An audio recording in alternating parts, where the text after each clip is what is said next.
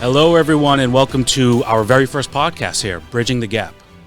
I'm myself, Andrew Nicastro, a family member of a veteran, David Nicastro, veteran for over 18 years, right? Yeah, 23 years of some semblance of a uniform, yeah. And Adam Kukru. How long were you serving, Adam? I was in for 4 years. For 4 years? In the Marine Corps, yeah. Yeah.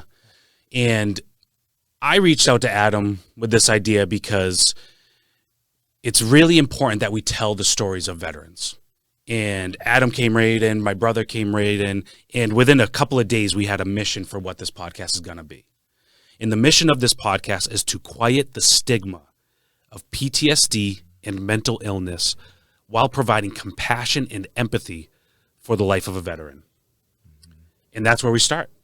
So, Dave, why don't you start by just giving us your background as a veteran that served for our military. I went into the Marines at 17 years old, and for those of us who go in that young, you need both parents' signature. So that's what I needed. The school thing wasn't working out for me, just the way my mind was, and with a kid that was ADHD, and people struggled to understand how to guide me in the right way. Man, was the Marine Corps the right fit for this guy and his brain? So I found myself in the Marines. I wanted to be a grunt. I wanted to be infantry. I wanted to carry a gun for a living. Just that's where my mind was, and that's what I did. So into the Marine Corps, it's just called an 0311. You can see my hat with my EGA right there. Did my infantry training, did everything, and then I went security forces route, which just means for the first few years of your career, I would have been guarding nuclear weapons at undisclosed locations around the country. While in my school, I remember this man coming down. We didn't know who he was, but he was just taking note of our class, and he pulled a few of us aside and said, "This is an anti-terrorism unit we're starting up called FAST Company, Fleet Anti-Terrorism Security Team Company.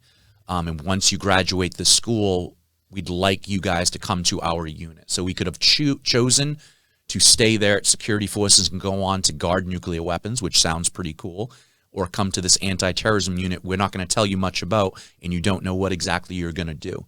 And that sounded awesome to me.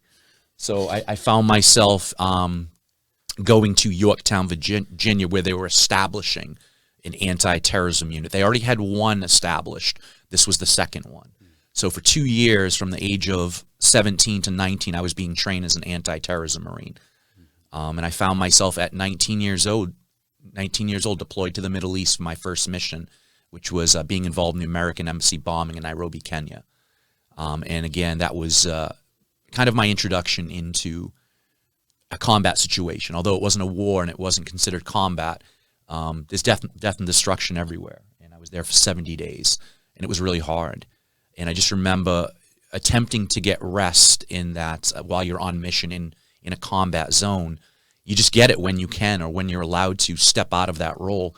And I'm just laying on a blown-up embassy floor. You're looking up, and there's no windows. Hundreds of people had already been killed and 4,000 instantly injured. And you're seeing just everything. It's catastrophic. And I just couldn't get the sounds out of my head. I'm still hearing our radio and still hearing the people in the rubble and just everything. But they're saying, you got to get rest. We're going to be here a while. We don't know how long we're going to be here. It was really hard. And there's nowhere to process that. And so my life continued as that in my anti-terrorism unit. I was doing anti-terrorism for 7 years. 7 years, yeah. You know, so you're roughly 10 years older than me, give or take. Yeah. I remember at 9, 10 years old, I didn't know exactly what you were doing, obviously, but I just remember the environment of the house, the energy of the house. Our mom, Laura Figueredo, who's an absolute saint. Love you, Mom. Yeah. Shout out, Mom.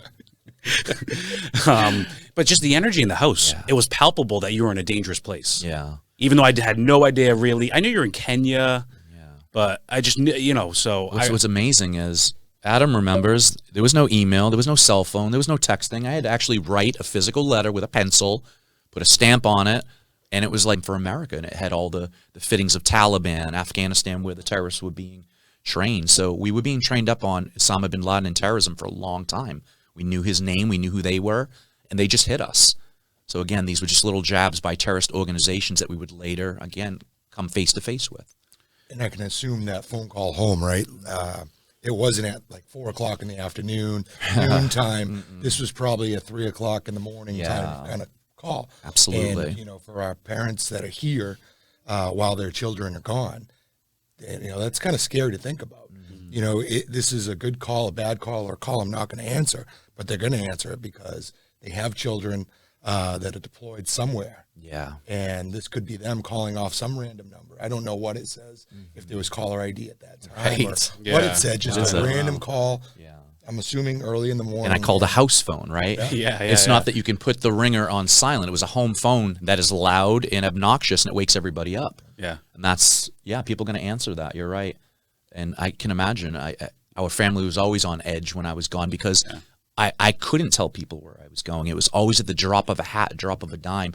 When anti-terrorism units deploy, they deploy to an area of the world, and they're responsible for, say, 10 to 15 countries in that area. It's called an AO. And just like when all units get deployed, they're just responsible for a certain part of the world. So as if something happens there, we immediately respond. You're one of the first responding units, and we were. We were the first responding terrorist unit in that area to that bombing. And then my brother platoon went to Dar es Salaam, Tanzania, where the other bomb went off. It's similar to 9/11. The 2 towers got hit. It was planned. The 2 embassies got hit. It was planned. And we have units out there right now doing this. And, you know, I did that with Kosovo, Macedonia, times of civil unrest. I was in that company for many years. You're only supposed to do a 2-year stint there because of the amounts of deploying there is. It's very just a high operation unit. And because they were starting this platoon from this company from scratch, I was the first platoon. There was a second platoon, and they've since built up to a brigade. They're huge, but they kept us non-commissioned officers, NCOs, around to help train up younger platoons to go overseas. So I did many missions overseas, many different deployments to a lot of those hot zones. We weren't in combat yet. There was no war. There wasn't Afghanistan and Iraq just yet. So we were one of the most highly deployable units in the Marine Corps.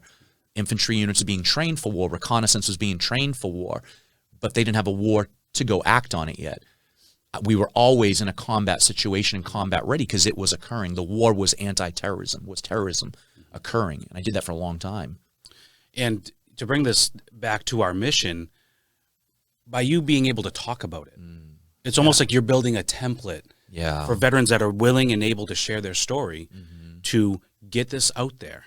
Because if it's in you, that can be heavy. That's right. And so for you building this, by using this example of storytelling, it's building a template that we hope others can hear this podcast and hear that they're not alone and hear that there are others out there. I know everyone probably believes that. I mean, Adam, at Veteran Services, as the Cape-Ann director, I'm sure you may see that all the time where they feel like they're alone even though they know they're not. I'd be very surprised if there was a veteran out here in our community that didn't feel alone at some point. When you return home, you know, you feel disconnected from the community. I know I felt that way. You know, when I first came home, I thought, you know, our communities don't care about veterans. And I couldn't have been further from the truth. But it was what was going on with me internally. You know, I kind of had my blinders on. I couldn't see all the other veterans in our community. I couldn't see the goodness in our community. I was only seeing the negatives, and I was looking for the negatives. So absolutely. Yeah, it's a good point. It's just when we go through trauma, Adam and I both been to the Middle East, Iraq, Afghanistan, we had that camaraderie of a unit. And when you go through hard things together and traumas occur, when you step back and you come back to a civilian world, there's no camaraderie here. You don't have your unit with you. You don't have your squad, your fire teams, your platoon.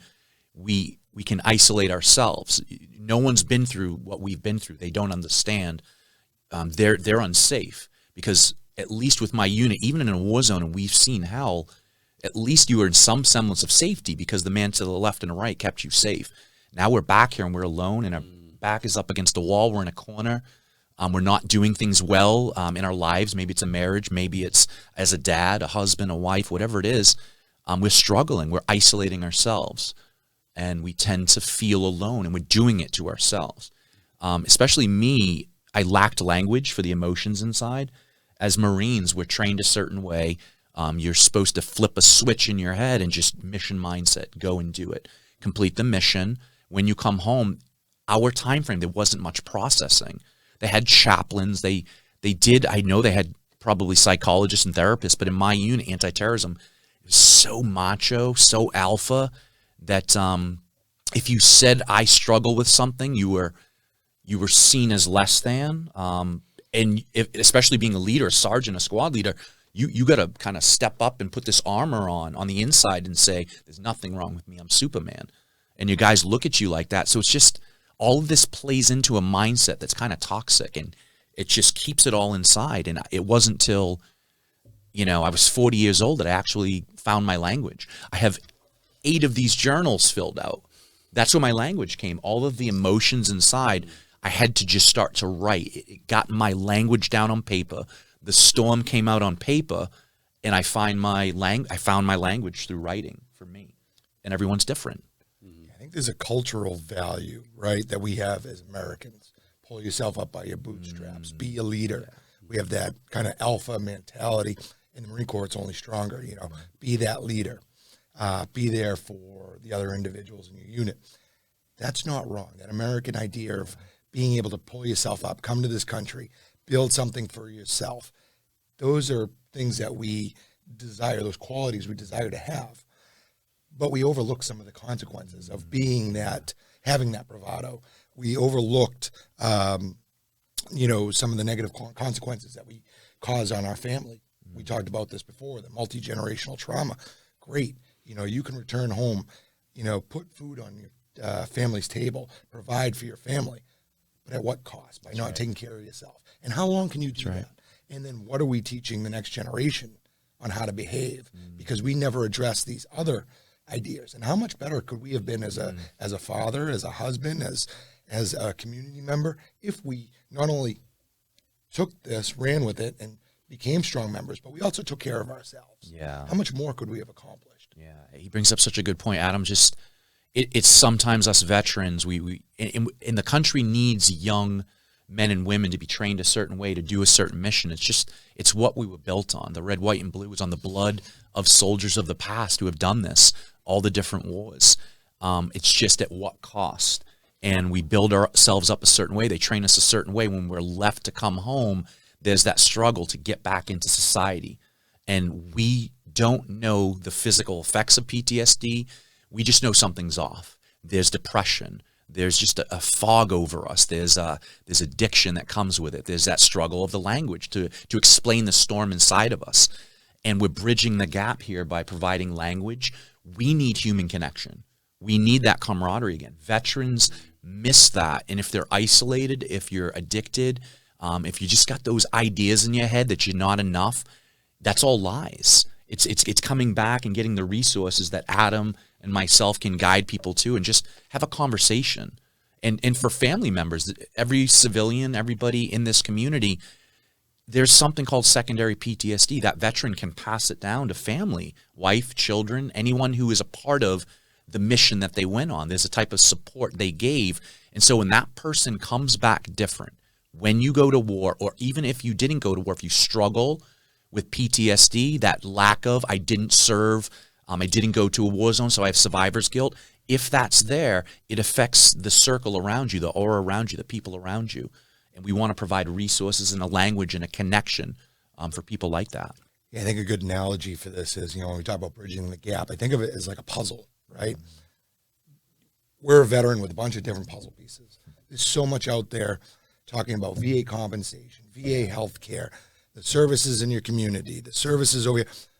And we're just a piece of that puzzle. We're bridging the gap. Yeah. There's so much there, but you can't connect the puzzle unless you address some of the ideas, some of the things that people don't want to talk about.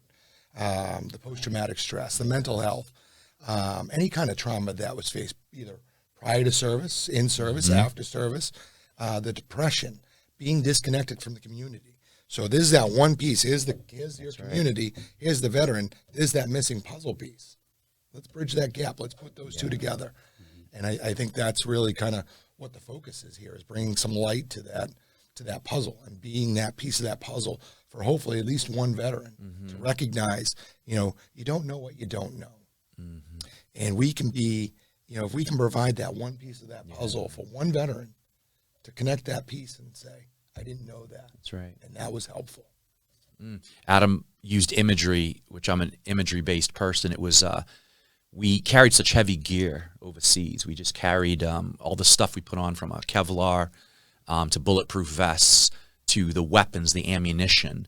But also remember that heavy ruck we carried overseas on the wrong boots, which destroyed our feet.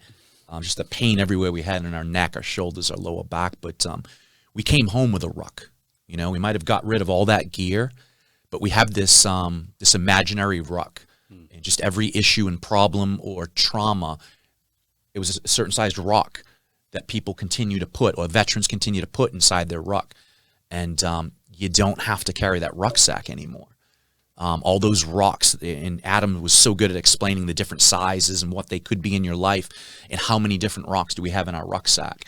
And we want to bridge the gap to allowing people to use their words and language to let's take those rocks out of the ruck and completely drop that ruck, because that's a burden that nobody should have to carry. And especially wanted to talk about suicidal ideologies and suicide, that I know we'll get to it, the 22 a day, but every veteran out there, that suicide is not the answer.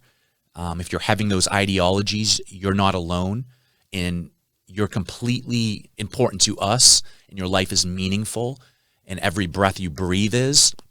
And come have a conversation, or allow us in, or allow somebody in with those resources to connect with you, so you can get that human connection and take the rocks out of the ruck, and let's drop the pack together.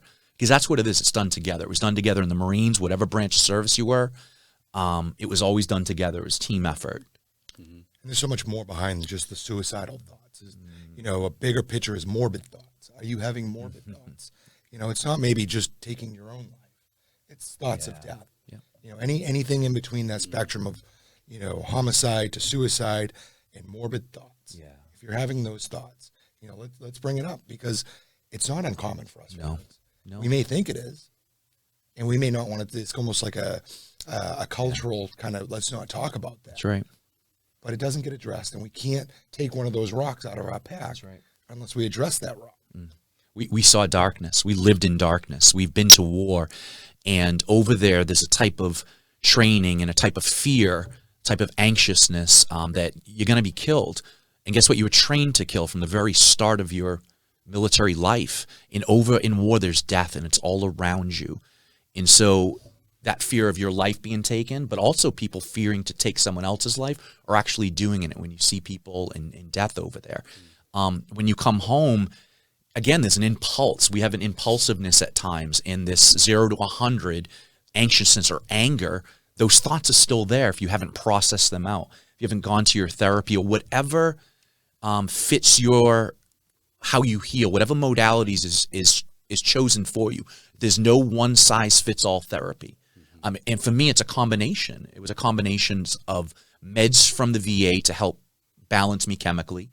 It was trauma therapy, and it was I've tried 5 different trauma therapies till I got to my last one, and I've been with her over 3.5 years. It's not a one size fits all. And it's also the physical therapy of me being in the gym to move the energy out.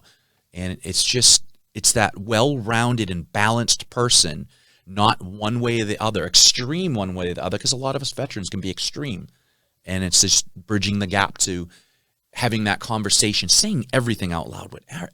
What he just said, what Adam just said, is even homicidal to suicidal. There's so much in between there, and it's good to just say it out loud. You know, as a family member of Dave and Mark, veterans, talk about bridging the gap. Again, I was young, but still, you were in the Marines for quite a while. It's like I knew there was this heaviness in the house, or I knew there was this energy in the house. But talk about bridging the gap. We didn't talk about it. No, we didn't bridge that gap. You know, and so. And and at the time I understood Dave and Mark are just doing things that I don't understand or can't understand. But I don't even know if you realize you did this, Dave. You wrote an action statement with our mission. And we accomplish our mission by gaining an understanding of the path these veterans walked. Yeah. The family members of the veterans, what did they go through? And the surrounding community members, through storytelling, education, relationship building, and just human connection. Yeah. So just to bring this all full circle, as far as that gap comes in a lot of different facets, but a piece of it is just an understanding Yeah. of it's okay to take off the ruck. It's okay if someone else is taking the rocks out for you sometimes. That's okay.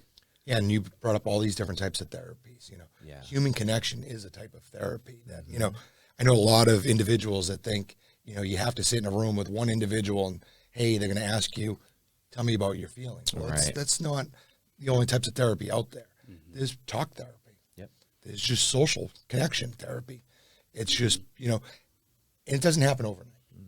You try something, sometimes it doesn't work. You have veterans that try a type of therapy, and it's not the right therapy for them. And they're like, oh, I guess I'm broken and nobody can fix me and I'm going to leave and that's it. Well, no, that was just not the one for you. There's infinite amount of different ways to address this. Yeah. Let's find the one that works for you. And we want veterans on here to share what worked for them. Yeah. So maybe that veteran that's struggling, finding that right therapy for them can say, aha, I didn't even think of what Dave said or what Adam said or, what Andrew suggested. That might work for me. That sounds like something that's going to work for me. And that's the idea here, is to get all these different ideas talked about, get them on the table, talk about them, bring up some of these things that, we didn't talk about at home. We didn't want to talk about them at home. We still don't want to talk about them because they need to be brought up. They need to see the light so that we can begin to address these. Yeah. Because the things people want to talk about, typically the more positive stuff. We want to talk about, and that's a great piece of the puzzle, but it's a small piece of the puzzle. Yeah. We really want to make those two connections. We got to bring up some of this difficult stuff and at least put it on the table and say, this is what it is. Let's talk about it. Yeah, I just love how Adam and myself are in the psychology field. I'm 2 classes from a psychology degree, and then I begin my master's in counseling, clinical psychology for yourself, right? Social work. It's just, it's amazing that it feels like we've walked 1,000 miles. And for the veterans who just are not there yet, we understand we've crashed. We've had our mental crash. We continue to deal with post-traumatic stress. The Welcome Home Initiative group, which is a Veterans of War group I'm a part of, and we speak daily. We like to call it PTS, post-traumatic stress. We don't want to add the disorder part because we believe it's healable. We believe with all the tools that you're given and the connections, that well-rounded individual, that it doesn't have to be so extreme. And it can get to a point where if you're triggered or if you're feeling a certain way, having a bad day, whatever brings you back to that memory, it's just acknowledging with all the tools you're given, whatever modality of therapies you're using, that as life moves on, we can get through this together. Every day this group connects. I'm talking 7 days a week. We're back and forth in a text thread. Good morning. How you guys doing? And just to take that number, 22 suicides a day, down.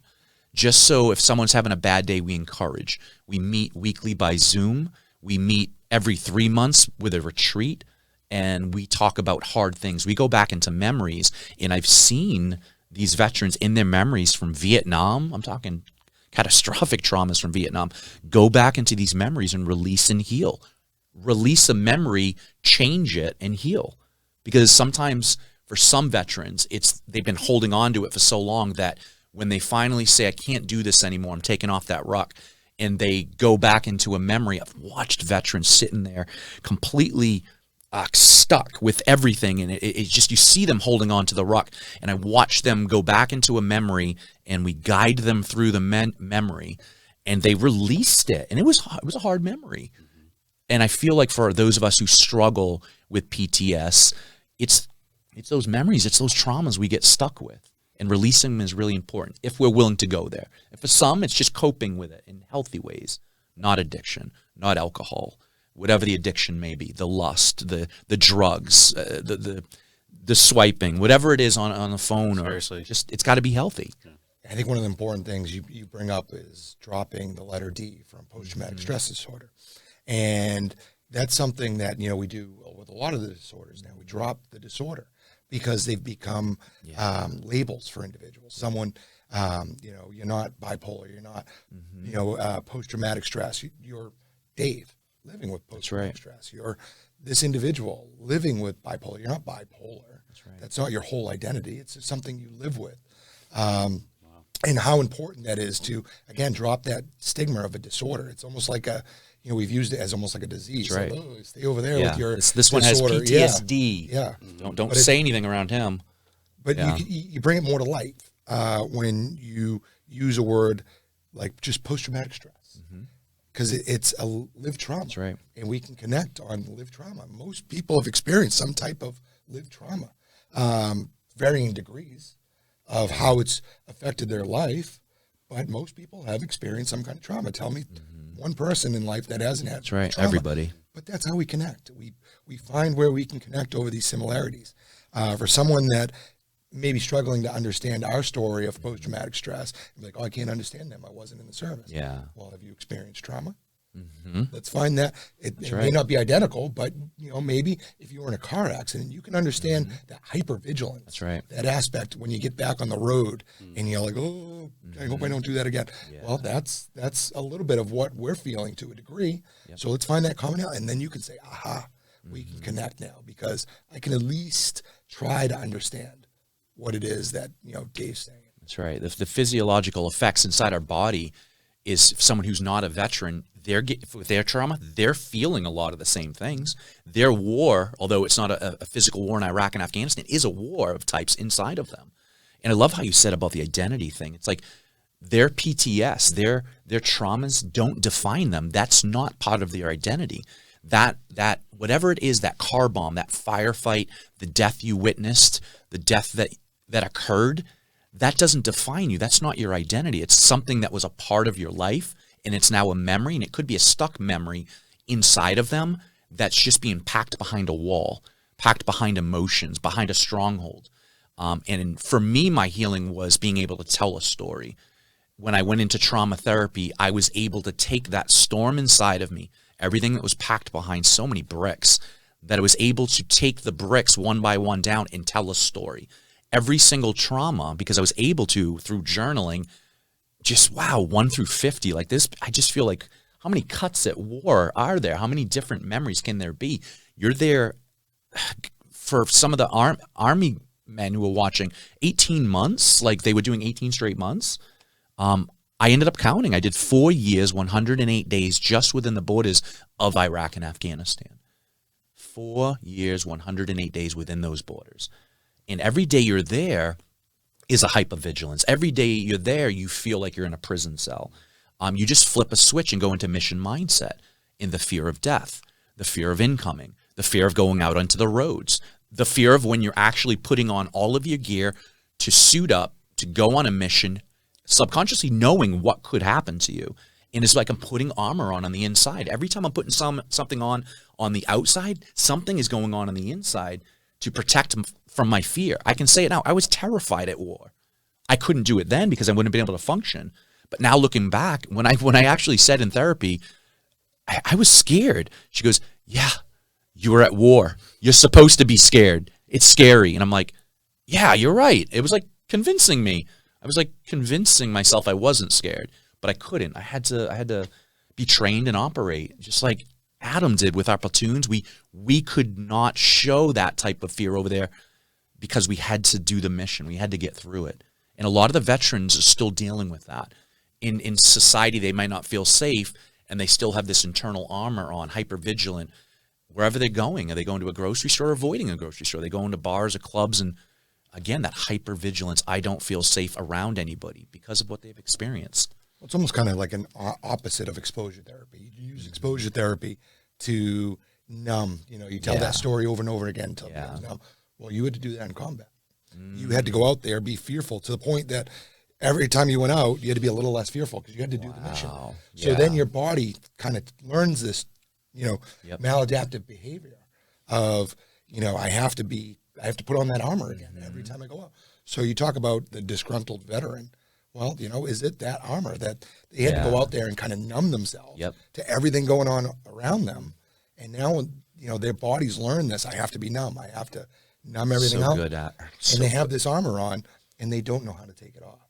And we need to at least address that. Yeah. How do you take this off? How do you go from this area of conflict or trauma, learn this maladaptive trait of, trying to forget all that fear, forget all that pain, forget all that, and then drop it and be able to connect with people. That's right. And to connect with your world again. And how much brighter the colors are once you're able to put that down and say, wow. It's perfect, because what you're saying is sometimes we are messed up. Our circuit board of a brain, the synapses and the connections are just not connecting. He just said it perfect. Every time we did a mission or there was incoming or something, you had this adrenaline, you had this chemical rush. And each time overseas that's occurring, your body is it likes that feeling. It becomes addicted to this adrenaline. When you're doing it over a long and prolonged time, it's called allostatic load. And it's basically screwing your chemical system up, because you can't function like that long term. You're chemically now messing yourself up. Your connections in your brain are being trained one way. And so us coming back into civilian world, we don't know this. Chemically, I'm all messed up. I'm addicted to adrenaline. I'm not receiving it here. The burnt out circuit board in my head that it was exposed to so much trauma is now, how do we reconnect the brain? How do we help you chemically? And this is bridging the gap. Some of our veterans right now are chemically messed up. They're unwavering. The circuit board in their head is just not connecting right. That's a problem. And they don't even know they have it. I have it. I had it. And it's just little by little, through what I've been doing in therapy and talking, is making those connections over a long body of work in a period of time, making those connections and getting chemically back to some semblance of equilibrium. And that was really good. And that circuit can be burnt out, but it's a replaceable circuit. Absolutely. We can pull that circuit right. out, put in a new one. Yep. I think one of the important values here for our veterans, though, is recognizing that doesn't happen overnight, regardless of the modality that is right for you.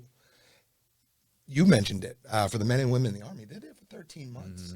You can't go to one of these sessions of counseling or anything and expect to ominous be healed. You have 13 months of this behavior that you learned, that your body learned. It's going to take at least that, at the bare minimum, to unlearn that trait.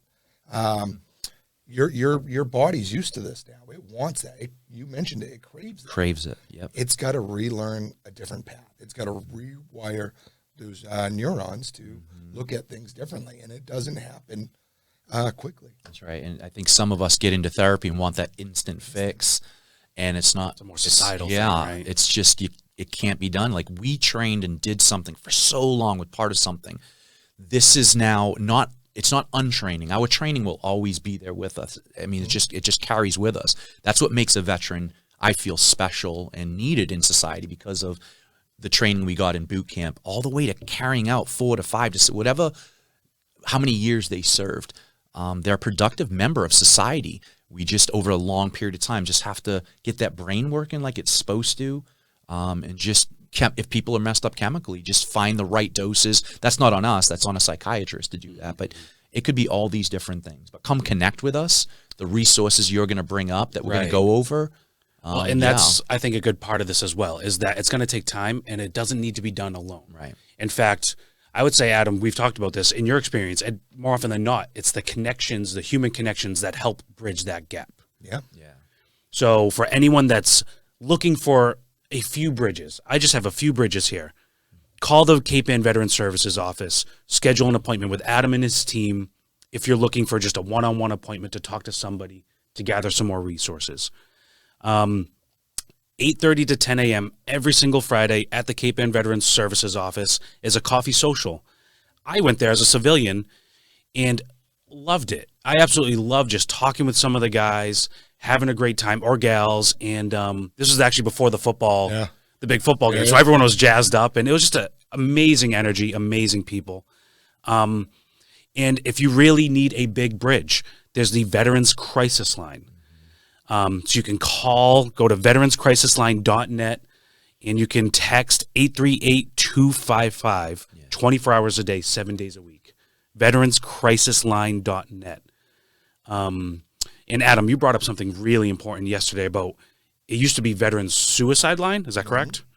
And they since changed it to Crisis Line. Yeah, because again, you see a small group of people that will say, I'm feeling suicidal, right?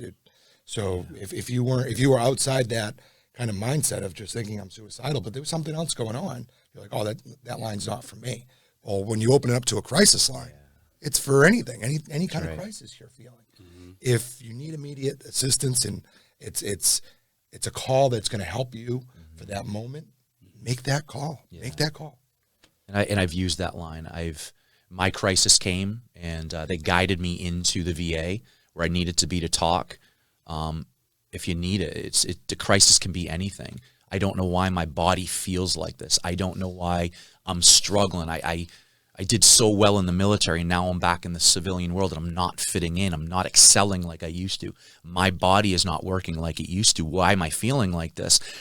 Again, we have the language for that, but if it's hitting you hard, you make a call and let them guide you in. Don't be afraid of that. That stigma, that us saying, I just don't need help.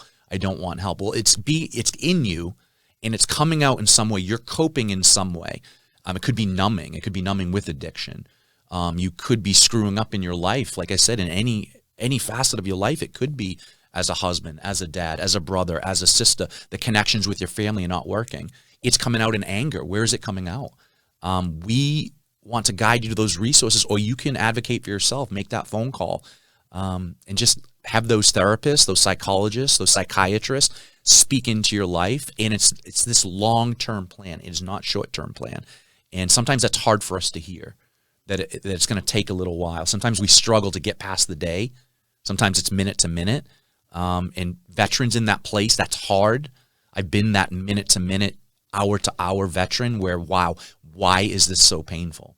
I would rather go back to war because at least I knew I could function there. But this internal pain that I can't see the wounds, they're internal. It feels like I'm internally bleeding out. I don't know what this is, but there are people who can guide you through that process. And even just to build off that, I remember when you were reaching a breaking point with everything going on in your life, and you threw us, your brothers, a bridge too. Remember, I was on my way to work. I was still working at Cranny, and we all met at Mark's early in the morning. And that's when, for the first time, we realized what was going on. Yeah, I had to open up and share with the people closest to me. I'm different than I used to be. Something's happening. I don't quite know what this is. And I shared it with my 4 brothers. And it was hard for me because you just act like a Superman. You just put on all this armor in your civilian world. And it was the most vulnerable and open I had ever been, and said, guys, I'm not in a good place. I'm hurting right now. And it was me, again, stripping off a little bit of that armor, dropping at least a piece of the ruck for now.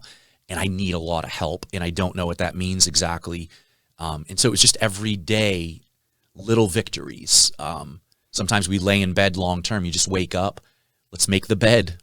Something we did in the military. Just do something productive. And it's little small victories that over time, it's just kind of producing a healing road. And as a family member, it's not being, because I remember initially there's this initial like almost fear, but then that fear transitioned into just a love for the individual and just wanting to help. So the family members just this isn't just for veterans. As family members or community members listening in as well, love the individual. Don't fear what they're going through. Right. Like going back to what Adam said, you're David Nicastro dealing with PTS. Yeah. We love David Nicastro, and we're going to do whatever we got to do to help you. And look how far you've come in just a few years. In a few years in the grand scheme is not a long time. Yeah, it's been a lot of work to get here, but you're doing so much better. Thank you, brother. Yeah, of course, man. Love you, man.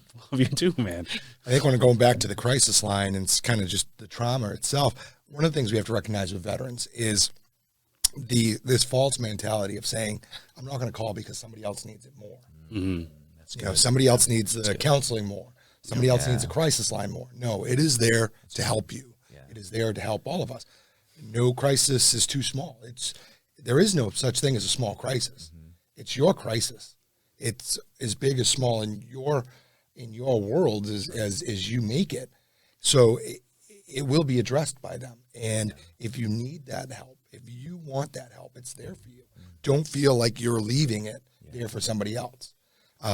You're almost having the opposite effect. That's right. We have this conversation a lot with veterans that want to leave some of these resources on the table for somebody else that needs it more.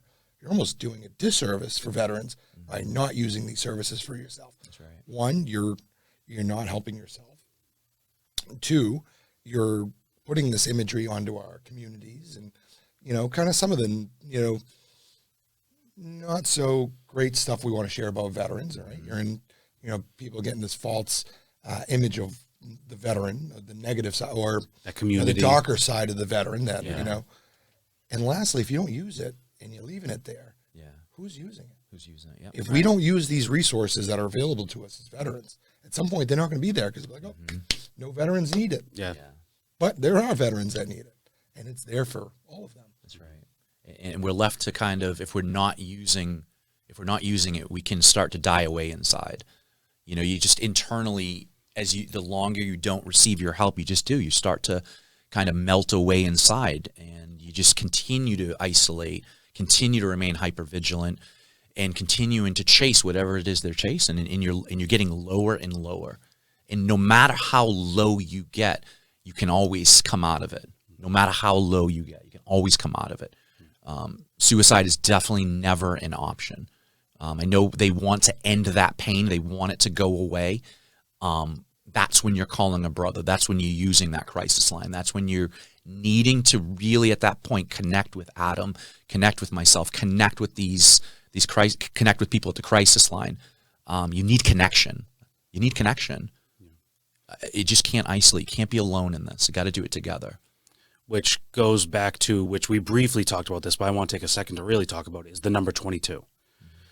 This is getting released on the 22nd of every month for a reason, because, and this is actually from what Adam was explaining, this actually is probably a lower metric, but the suicide rate that we have is 22 veterans per day are committing suicide. And that's 22 too many. So going back to our goals here is to, if we can even adjust that number down a little bit, it's all worth it. It's across the spectrum, right? It's not just one generation of veterans. It affects the full spectrum of veterans out there. I'm assuming a lot of folks out there probably assume it's our generation. Yeah.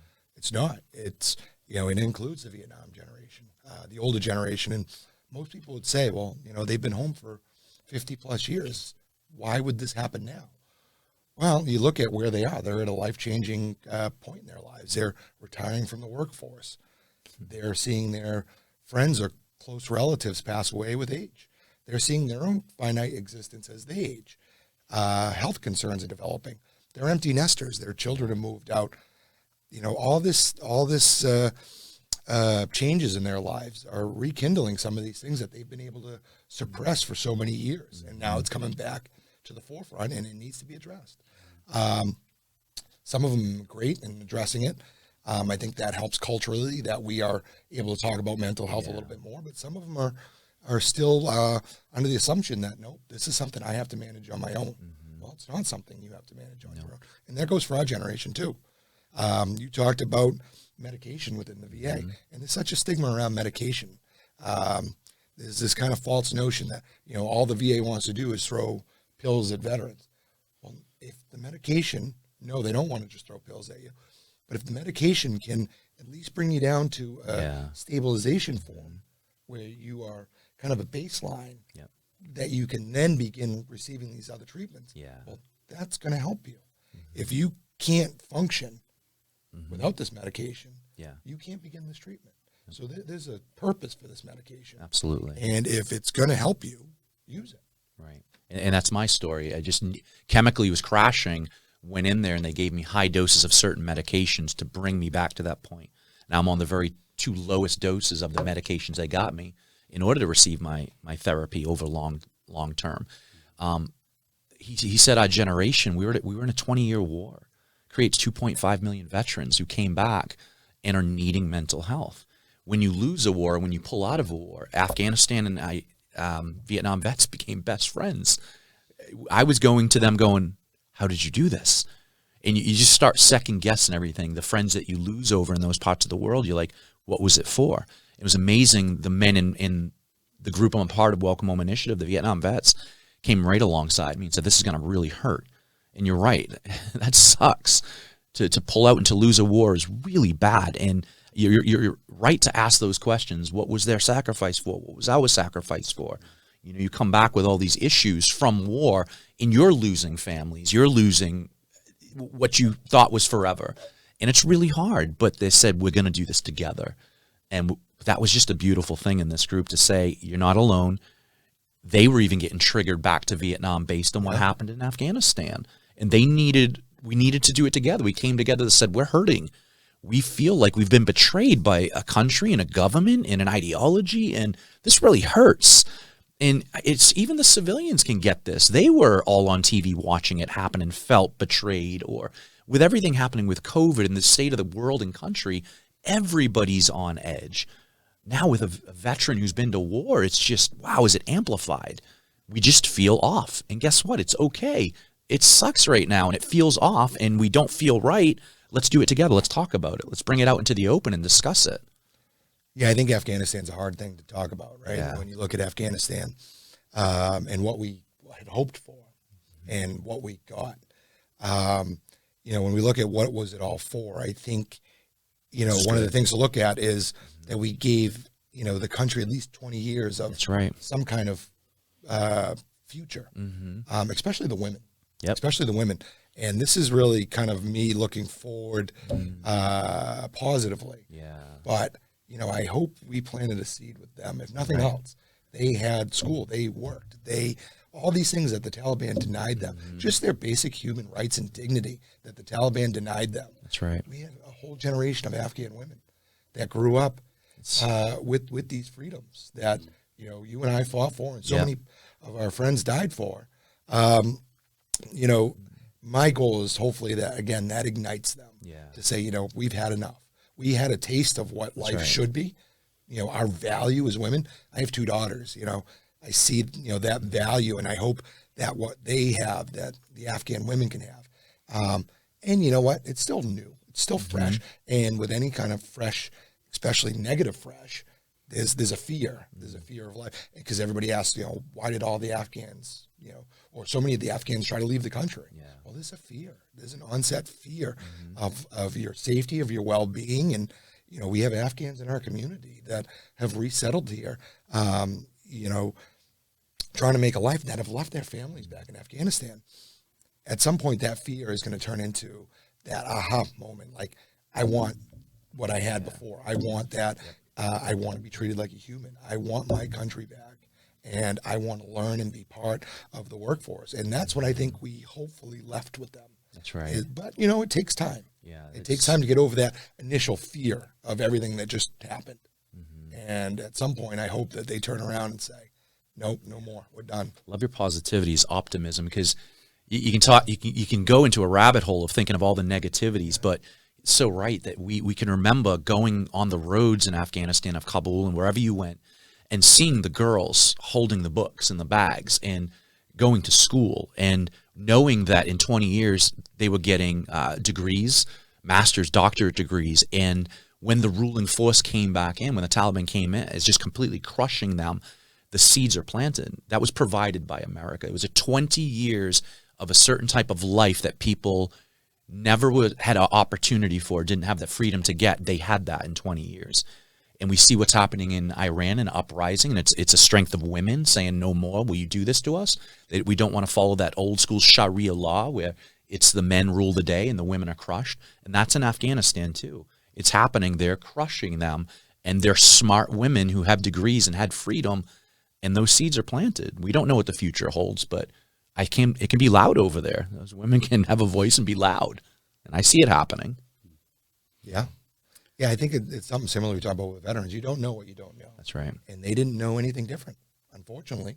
You know, again, there was a whole generation of women that grew up under Sharia law, under the Taliban, and that's all they knew. And in their mindset, whether they agreed with it or disagreed with it, which I'm sure they all disagreed with, right, but that's all there was in life for them. It's not like they have the internet. They don't have TikToks. They don't have all this social media platforms. Thank God they don't. Where they can see, well, in there, it might benefit them for to have that exposure. See how you know life should be, or to a degree, it should be better for them. They would have never experienced that if we weren't there. They wouldn't have known anything different. And then they got that taste, like you said. They realized their value, their worth, the human nature that they deserved. And they got a taste of that. And at some point, they're going, no more. It's just, this right here is therapy. Just us like processing what happened in Afghanistan. For a veteran to hear, Yeah, you know what? When we pulled out and I felt like this and I exploded inside and I went into a dark place, my head did this, the thoughts, the movie reel went somewhere else. Just talking about it and getting it out is therapy. Knowing that what I physically felt inside is okay. How do I give language and process what's going on inside? And that's what this is. For me to even say it was hard to watch people die and to know that people died for this mission that we pulled out of made me angry. I got frustrated. I went to a dark place and felt this way, but I didn't get stuck there. I had to do therapy and process it with brothers of the Welcome Home Initiative, Vietnam veterans who said, I feel the same way. Let's get through this together. And just talk about the optimism of 20 years of freedom. It just kind of gives you that hope. And sometimes that's what some veterans who are stuck, they lack hope. They lack just what's in front of me. They lack the hope. And this is what this is. It's hope, bridging the gap to give you hope and to see a light. Yeah. And, of course, we have kind of a free-form style, but also a storytelling style, an education style with this podcast that we're building here, with ultimately, again, the goal of reducing that number 22, trying our best to do it. Anyone that needs help, providing resources, bringing in organizations. We talked about that we can bring in some partnerships or some other organizations, interview them, talk about what they do. Yeah. And any veterans that are listening in or family members that could lovingly guide those veterans to be able to find the resources and help. So we are coming up on an hour. Did we want to give any closing thoughts or just talk about it? Like, we want veterans, that are willing to share their story to come on and talk about it. Yep. Tell us what's going on with you, or what you've perceived, or how you live, or obstacles you've overcome, obstacles you haven't overcome yet. Let's bring it out, because again, you're not alone, and there's somebody else. If you're feeling it, somebody else is feeling it. And if you can talk about it, maybe it's not any of us that have this idea. Maybe it's a veteran that was willing to come on, and another veteran watching this that says, you know what, that experience is my experience. And if that veteran can say, this is how I worked through that. That's how you solve some of these problems. It's not all the formal educational side of things all the time. It's talk. It's what worked for you, what didn't work for you. If something seems to connect with you, it's about connection. If you can connect with one person, that is a game changer. It's one of the reasons why we form the coffee socials. If people can connect, it worked. It was perfect for COVID when we couldn't meet, because you had all these veterans coming together for the socials all the time, and they needed that human connection. And then the world took away that human connection. Well, they had already built some of those bonds. So when you started going down that rabbit hole of dark thoughts, people were checking in on each other because they formed those connections. Hey, Andrew, just calling you, check in. I don't feel great today. Just want to see if you're feeling. And then that at least helped people through what we had to go through over the last couple of years. So that human connection, the importance of telling your story, of finding that connection, is vital to the larger picture of healing. I think just Adam said is talk. Veterans, what questions do you have? Veterans with no language, what do you want to say? What do you want to hear us say? Community, parents, family members of veterans, what questions do you have? What do you want to hear? What is your veteran going through? Myself and Adam just want to walk alongside people, veterans and families, to just guide them through the hardest parts of their life and the hardest times of their life, which could be now. And just kind of bring the traumas to light so there's healing happening, so people can be a productive member of society to build up this community.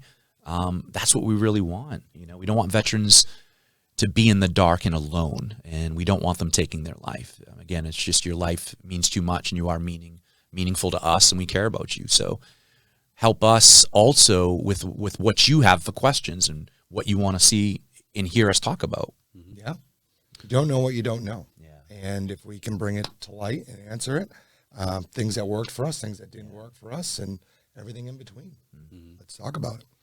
So whether it's joining a community at the Veteran Services Center every Friday, 8:30 to 10 a.m., feel free to just walk on in. Even if you're a family member of a veteran, or if you're just a community member and you want to be a part of that veteran community, great group of people. I highly recommend it. The Veterans Crisis Line website, I literally just pulled it up. So if you want to call in, dial 988, then press 1. There's a 24/7 chat right on the website, or text 838-255. 24 hours a day, 7 days a week. Or you can call, if you're just looking for some one-on-one conversation with someone local, call Veteran Services. You can talk to Adam's team, schedule an appointment to go in, whatever it is. There's resources out there that are available for all of you.